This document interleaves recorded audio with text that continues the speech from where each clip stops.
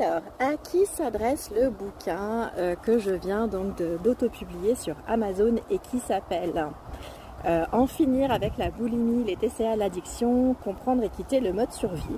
Bon, a priori, ça s'adresse quand même plutôt pas mal aux personnes souffrant de TCA, de boulimie en particulier, puisqu'elles pourront facilement s'identifier à moi, avec mon parcours, avec ce que j'ai mis en place pour guérir.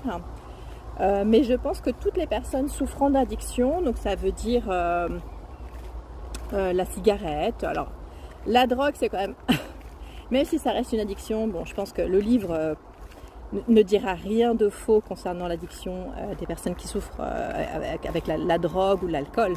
Mais concrètement, c'est pas du tout un livre thérapeutique, un livre de soins, donc vous ne pourrez pas trouver des solutions médicales là-dedans, enfin des conseils médicaux. C'est hors de question de vous orienter là-dessus.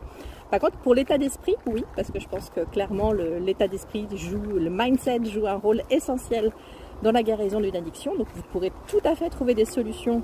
Puisque quitter le mode survie, c'est pas quitter le mode survie d'un point de vue médical, c'est quitter le mode survie d'un point de vue émotionnel. Donc forcément, ça peut parler à n'importe qui a une addiction, qu'il s'agisse donc de la cigarette, des troubles du comportement alimentaire, de la drogue, de l'alcool.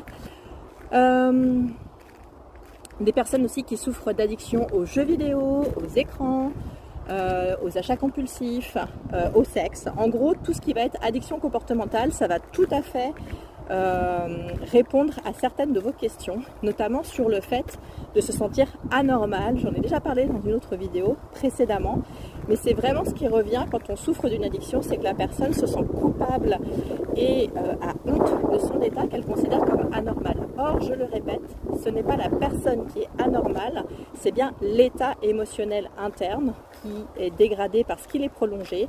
Le mode survie, ça fonctionne quand c'est un état bref, court, sur une courte période, un court laps de temps, mais c'est clairement pas le meilleur état dans lequel on doit vivre, on peut vivre sur une longue période. Or, toutes les personnes qui sont dans une addiction, souvent, souffrent d'un mode survie prolongé. Donc, le bouquin pourra répondre à certaines de vos questions.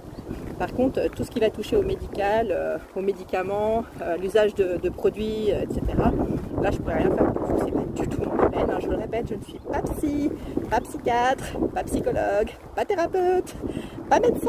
Je suis même pas du monde médical. Je suis même pas infirmière, même pas, voilà, rien du tout à voir. J'ai juste souffert de 24 ans de boulimie et je m'en suis sortie.